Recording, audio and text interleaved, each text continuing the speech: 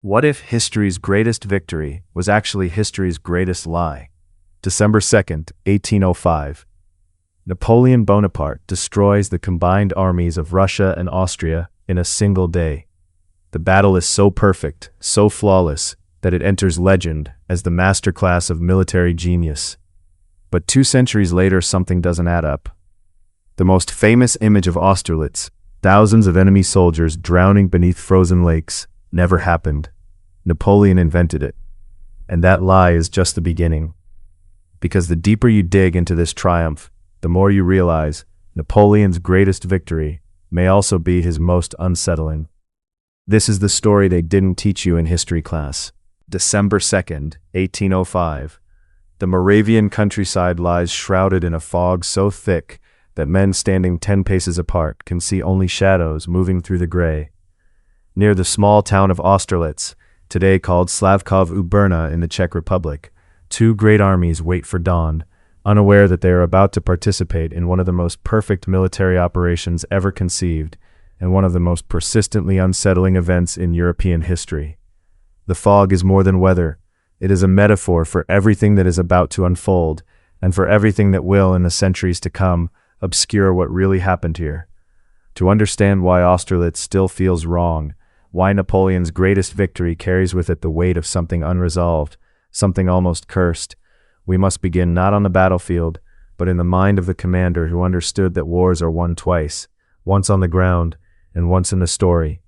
In the weeks leading up to this morning, Napoleon Bonaparte had engineered a masterpiece of deception. His position was far from ideal. He was deep in enemy territory at the end of long supply lines, with a large Austrian and Russian army having united against him. One defeat, and the entire French army would be lost. Napoleon knew he was in a dangerous position. He also knew that the 2 emperors opposing him knew this as well. He was counting on it.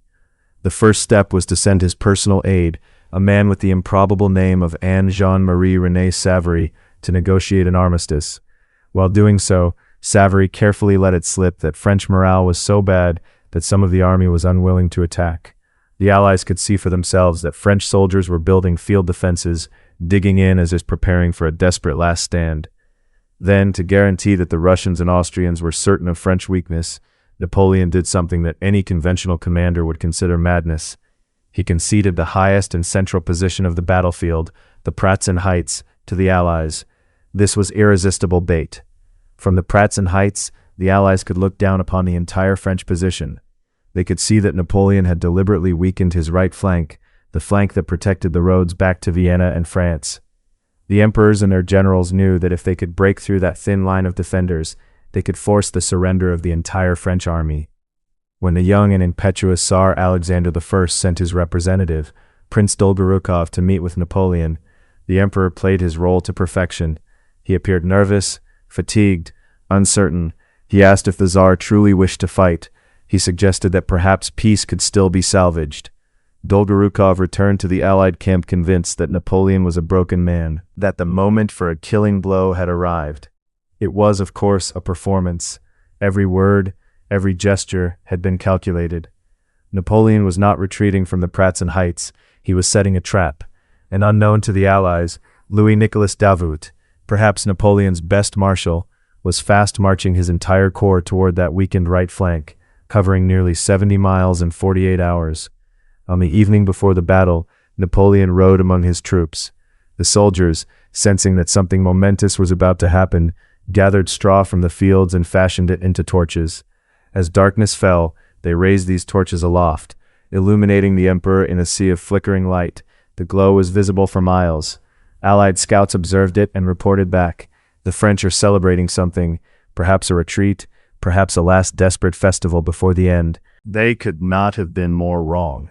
Yet even here, in the moment of his greatest tactical insight, the seeds of unease were being planted.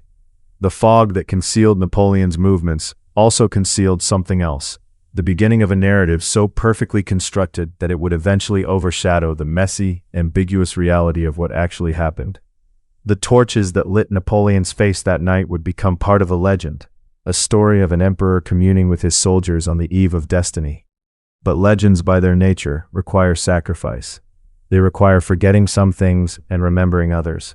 and what was about to be forgotten at Austerlitz would haunt the victory for 2 centuries. If this victory was so absolute, so flawless, why has it never felt entirely clean? At dawn on December 2nd, 1805, the fog still hung heavy over the Moravian plain. The Allied army, commanded by Tsar Alexander I of Russia and Emperor Francis II of Austria, began its movement exactly as Napoleon had predicted. The massive columns of Russian and Austrian infantry swept south and west toward the French right flank near the villages of Telnitz and Sokolnitz. They were certain of victory. From their perspective, they had 85,000 soldiers against perhaps 65,000 French. They held the heights overlooking the entire battlefield, and their enemies' morale appeared to be failing. The Austrian Empire had recently been beaten in battle, had its capital captured, and been chased out of Italy. The normally cautious Austrians were more than anxious to even the score. What they did not know, what they could not see through that morning fog, was that Napoleon had kept the bulk of his army concealed behind the Goldbach River.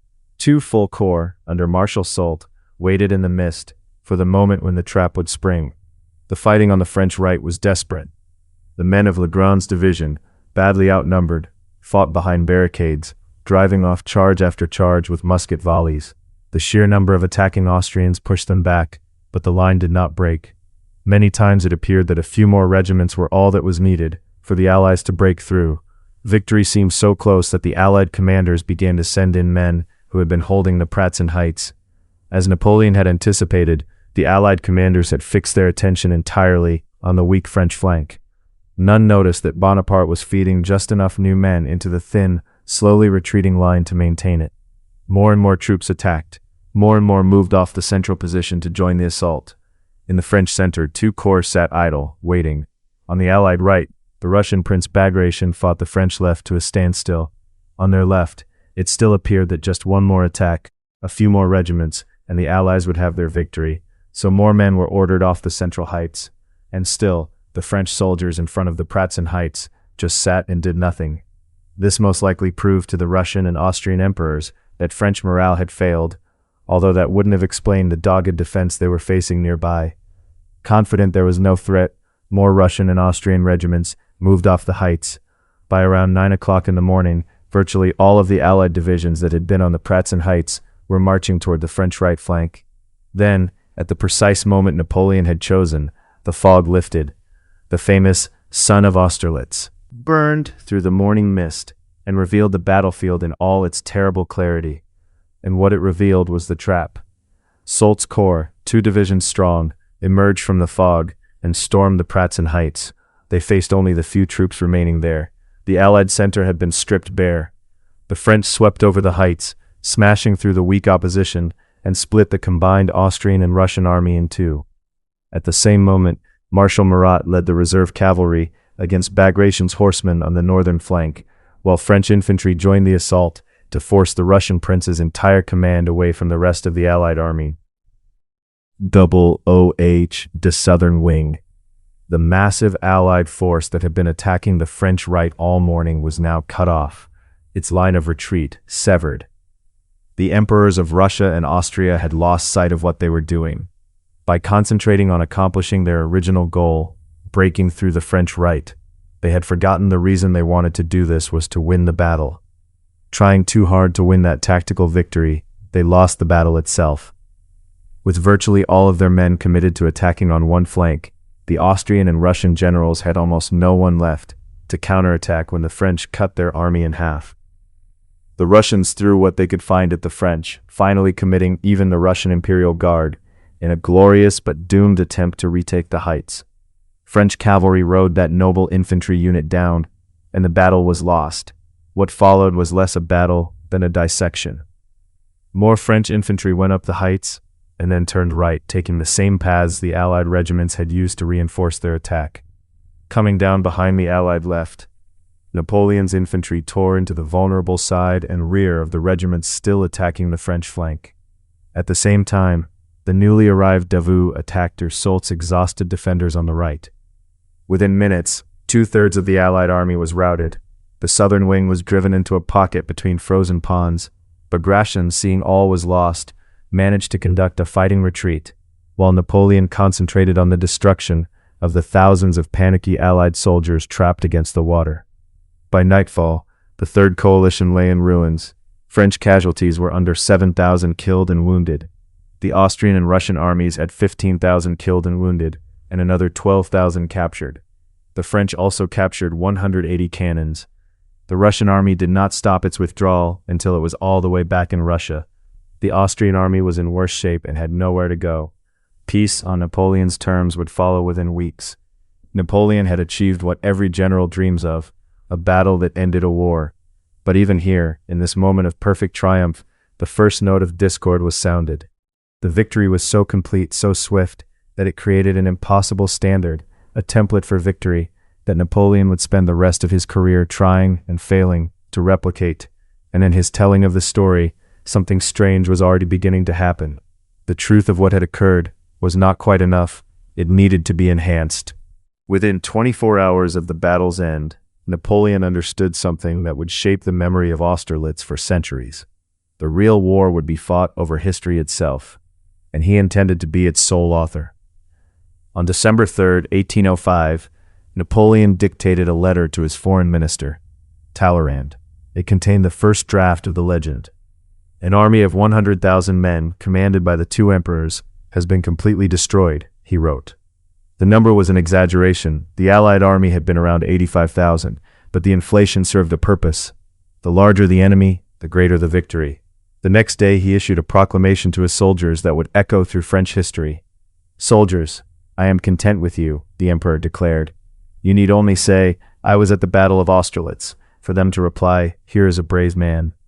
To demonstrate his gratitude, Napoleon personally adopted the children of every French soldier killed at Austerlitz, providing them with schools, homes, and financial support. It was a gesture of genuine compassion, but it was also a story, a narrative of an emperor who was not merely a commander, but a father to his troops. Napoleon's construction of the Austerlitz myth was systematic and deliberate.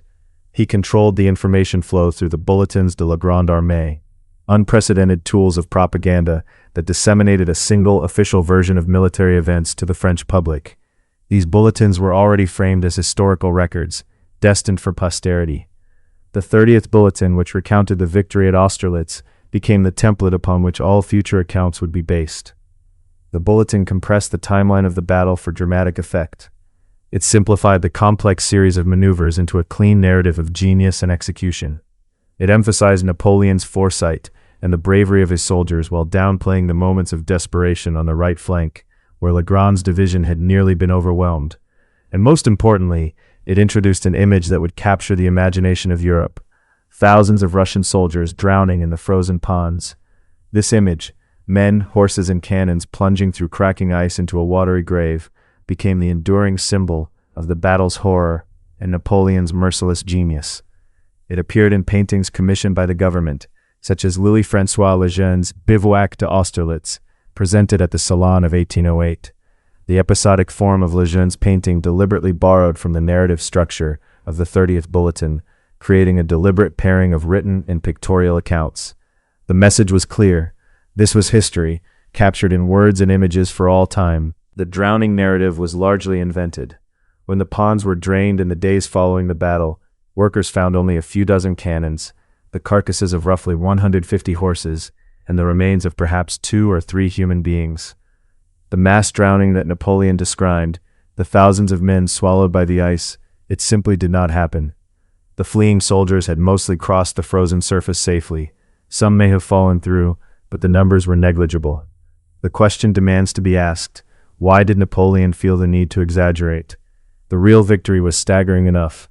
15,000 Allied dead and wounded, 12,000 captured, an entire coalition shattered in a single day. Was that not terrible enough? Did the truth require embellishment? The answer may lie in Napoleon's understanding of human psychology. The story of the frozen lake proved more durable than any battlefield monument. It satisfied a psychological need that transcended mere historical accuracy. The need to believe that Napoleon's victories were not merely tactical, but elemental. That he commanded not only armies, but the very forces of nature. The legend found its most influential voice in the memoirs of General Marbot, published decades after the battle. Marbot had not been present at the drowning, He was elsewhere on the field, but his account was vivid and detailed. He described Russian soldiers plunging through the ice, their screams rising above the roar of battle, the waters closing over them in waves of blood and foam. Marbotz's memoirs became a bestseller across Europe, translated into multiple languages, read by millions who accepted his account as eyewitness testimony. 19th-century historians embraced the story uncritically. The American historian John Stevens Cabot Abbott, writing in the 1850s, described a fearful cry resounding above the roar of battle, as the frantic waves closed silently over them all. His account, like many others, presented the drowning as established fact, a terrible climax to a terrible day. But perhaps the strangest twist in the legend's afterlife involves Tsar Alexander I himself. According to accounts that circulated in Vienna in 1814, the Russian emperor allegedly told dinner guests that he had watched 20,000 of his own men drown beneath the ice at Austerlitz. Why would a Russian emperor repeat a story that made his army look foolish and his command incompetent? The answer lies in the politics of defeat. By embracing the legend, Alexander could explain away his catastrophic loss as the result of an almost supernatural force, rather than his own tactical errors. The story served his purposes. It was better to have been defeated by nature itself, by an act of God or the elements, than to admit that Napoleon had outthought him completely. The drowning myth became a shared fiction, useful to both victor and vanquished. In 1902, the Oxford historian Reginald L. Poole set out to investigate the legend systematically. He consulted contemporary weather reports, which showed that the temperatures in the days before the battle had been cold but not severe. The ponds were frozen, but the ice was thick enough to support marching men. He examined the official records of the pond drainage, which listed precisely what had been recovered: cannons, horse carcasses, and the remains of perhaps 2 or 3 human beings. His conclusion was unequivocal: the mass drowning was a myth. Yet even Poole's meticulous scholarship could not kill the legend. It persists to this day, appearing in Ridley Scott's 2023 film Napoleon as historical fact. In Scott's telling, the French cannonade sends Russian soldiers crashing through the ice in spectacular fashion, drowning by the thousands in a moment of cinematic horror. The scene is visually stunning, emotionally powerful, and entirely fictional. The question of why this story refuses to die becomes a window into something deeper: our collective need for history to be more dramatic, more meaningful, more legible than it actually is. The real Austerlitz was a masterpiece of strategy, but it was also messy, contingent, full of moments where things could have gone differently. On the surface, the consequences of Austerlitz appeared staggering. Austria was humbled, forced to sign the Treaty of Pressburg on December 26, 1805. The treaty imposed an indemnity of 40 million francs on the defeated Habsburgs and required Austria to cede vast territories to Napoleon's German allies. More significantly, the victory allowed Napoleon to create the Confederation of the Rhine, a collection of German states intended as a buffer zone between France and the rest of Europe.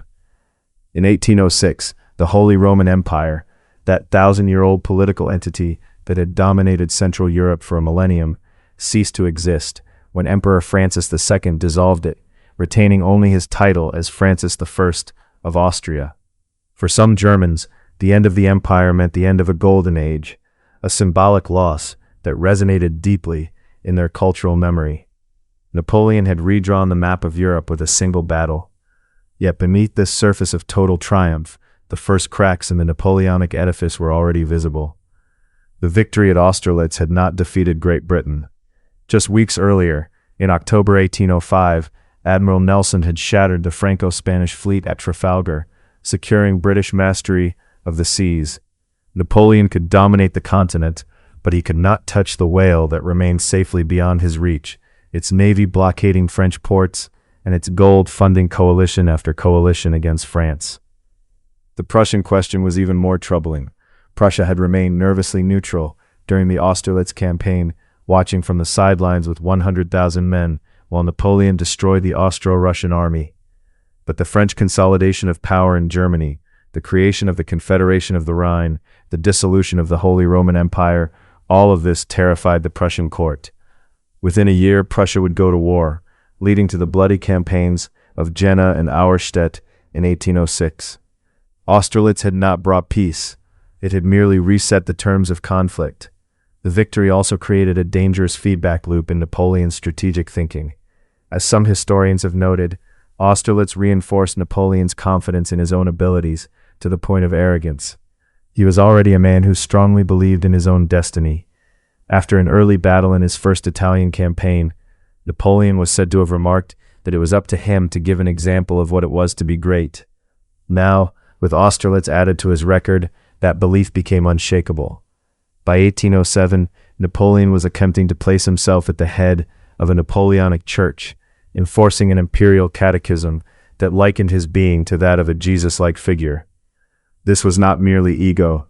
It was a fundamental belief in his own infallibility, a conviction that the formula that had worked at Austerlitz would work everywhere, every time.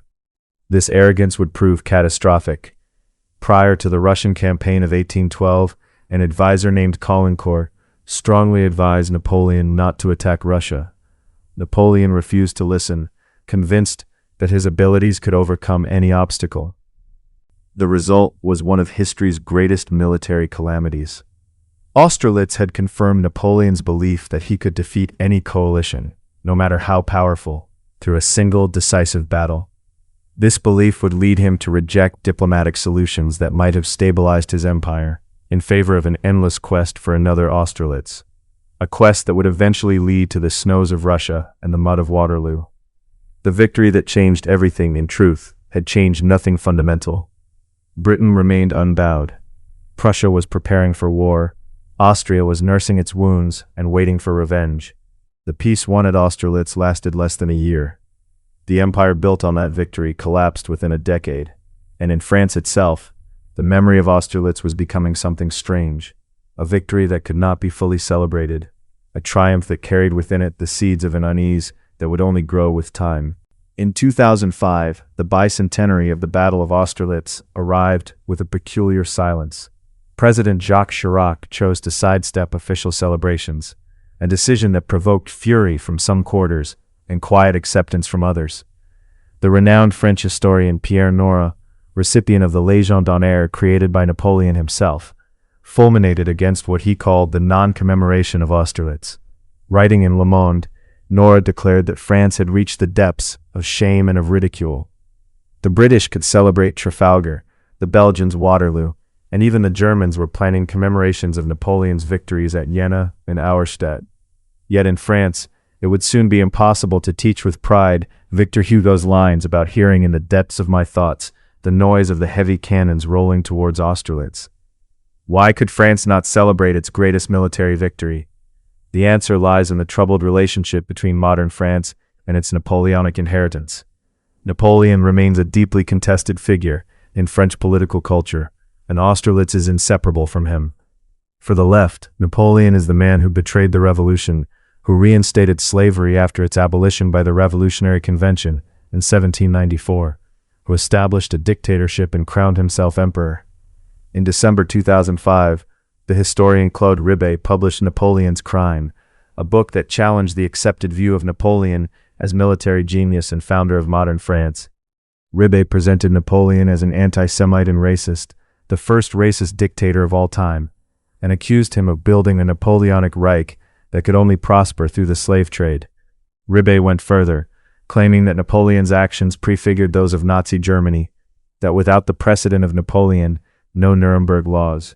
For the right, by contrast, Napoleon is the embodiment of French greatness, a hero whose memory must be defended against Anglo-Saxon revisionism and post-colonial self-satisfaction. To celebrate Austerlitz is to take sides in this ongoing civil war over French identity, a war that shows no signs of resolution. But there is another layer to French unease with Austerlitz. The very perfection of the victory has become a burden.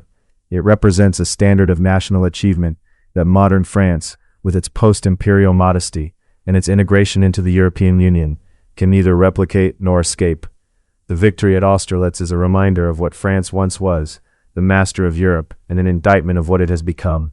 This tension between glory and guilt, between pride and shame, is the ghost that haunts French memory of Austerlitz.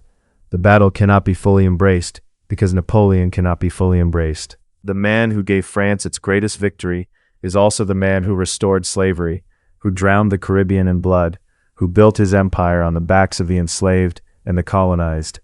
To celebrate Austerlitz is to celebrate all of that. Nora diagnosed this as a shift from history to memory, a transformation in how societies relate to the past. Memory, in Nora's analysis, is defined by individualism. Everybody can claim a memory of some sort, and understanding the past through memory establishes an individual relationship with it. Memory is tied to identity, a claim for recognition from those excluded and marginalized in conventional stories. Rib's critique of Napoleon is made in the name of recognition for the role of slaves in history. He claims that besides the tomb of the unknown soldier, France should erect a tomb of the unknown slave. This shift from history to memory represents a movement away from facts towards morality.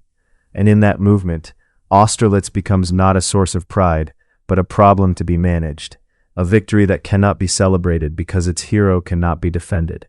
The victory at Austerlitz is a ghost at the banquet of French national memory, present, undeniable, but impossible to fully acknowledge. Austerlitz and Waterloo are not separate battles but two halves of a single story. One contains the seeds of the other, and together they form the complete arc of Napoleonic destiny. The comparison between the two campaigns reveals eerie parallels and profound contrasts. In the Austerlitz campaign of 1805, Napoleon is at his zenith, a brilliant strategist commanding a dream team of devoted marshals, inspiring his troops with a vision of greatness, executing a plan of breathtaking audacity. In the Waterloo campaign of 1815, Napoleon is but a pale shadow of his 1805 self. The dream team has almost vanished, replaced by high-level commanders who are more or less invested in his war, their skills mismatched to their assignments, their loyalty uncertain. At Austerlitz, Napoleon is an exceptional high-level manager. Everyone from generals to soldiers is in their place and engaged at the proper moment. Orders are clear.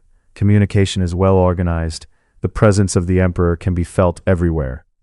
At Waterloo, Napoleon has no reliable communication lines. His generals fail to properly execute important decisions. Some decisions he makes himself do not make sense. He does not manage his scarce resources with caution, and his military organization is not ready for the movements he orders. At Austerlitz, Napoleon plans and designs the battle in every detail. The upcoming battle unfolds like a play written by the young emperor. His enemies appear on the field at the foreseen place and time. At Waterloo, it is the contrary. Napoleon fights on ground that Wellington has chosen. At the end of the afternoon, he expects the arrival of one of his main generals, Grouchy, but an enemy appears in his place, Blücher's Prussians marching onto the field to seal his fate. Napoleon is no longer the master of the game. The tactical principles are the same, the reliance on a single decisive blow, the hope of splitting the enemy army and destroying it in detail, the belief that the emperor's presence alone can guarantee victory. But at Waterloo, the formula fails. The Prussians arrive in time. The French cavalry charges too early.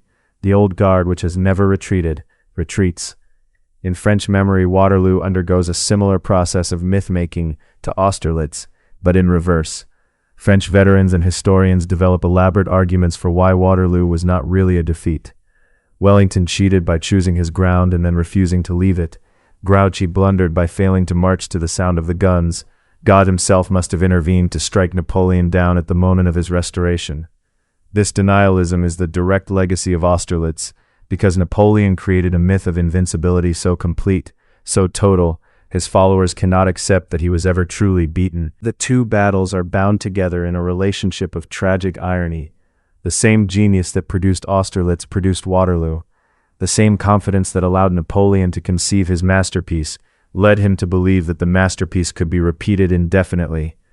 The victory at Austerlitz contained within it the seeds of the defeat at Waterloo, the seeds of overreach, of arrogance, of the belief that a single man could bend the world to his will forever. And in this relationship, Austerlitz becomes something strange, a victory haunted by the defeat that will follow. Every celebration of Austerlitz carries within it the shadow of Waterloo. Every retelling of the triumph contains the whisper of the disaster to come. The unease that clings to Austerlitz is not merely a matter of historical debate or national ambivalence. It is a recognition that the battle represents something profoundly unsettling about the nature of power, memory, and the stories we tell ourselves about the past. 3 layers of unease can be identified. The first layer is factual. The battle we remember is not the battle that happened. The drowned soldiers in the frozen lake, the perfect trap that unfolded exactly as Napoleon had written it, the solitary genius who saw everything in advance. These are elements of a story that Napoleon himself wrote, and that historians have been trying and often failing to correct ever since. To study Austerlitz is to study the construction of a lie, and to confront the unsettling possibility that most of what we know about the past is, in some measure, invented. The 30th Bulletin, the paintings of Lejeune, the memoirs of Marbot, the uncritical repetitions of generations of historians, they form a palimpsest of invention, each layer obscuring what came before. The fog that covered the battlefield on December 2, 1805, has never really lifted. It has only shifted, moving from the Moravian plain into the minds of those who have tried to understand what happened there. The second layer is moral.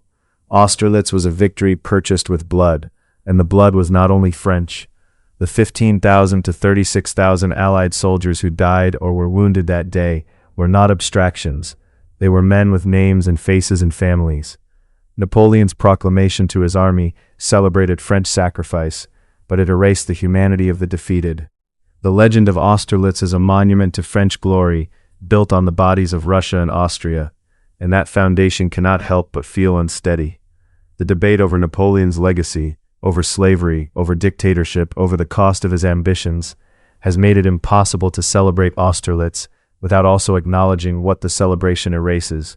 The victory belongs not only to France but to Europe, and Europe's memory of Austerlitz is more ambivalent than any single national narrative can contain. The third layer is philosophical. Austerlitz represents the seduction of finality. It embodies the dream that a single decisive action can resolve all conflicts, answer all questions, and bring history to a stop. But history does not stop. The peace won at Austerlitz lasted less than a year. The empire built on that victory collapsed within a decade. The longing for finality, the belief that victory can be total and permanent, is itself a kind of curse, one that leads nations and individuals alike to pursue ever more destructive solutions to problems that cannot be solved by force alone. Napoleon spent the rest of his career searching for another Austerlitz, and the search destroyed him. What does it mean to remember Austerlitz today? The battlefield is now a peaceful landscape in the Czech Republic, visited by tourists and history enthusiasts. The Pratzen Heights rise gently above the surrounding plain. The ponds are still there, calm and unremarkable, their surfaces reflecting the sky. The ghosts, if they exist, are not in the water. They are in the stories we tell, the myths we cannot abandon, and the uneasy feeling that somewhere in the fog of history we have lost something we cannot name.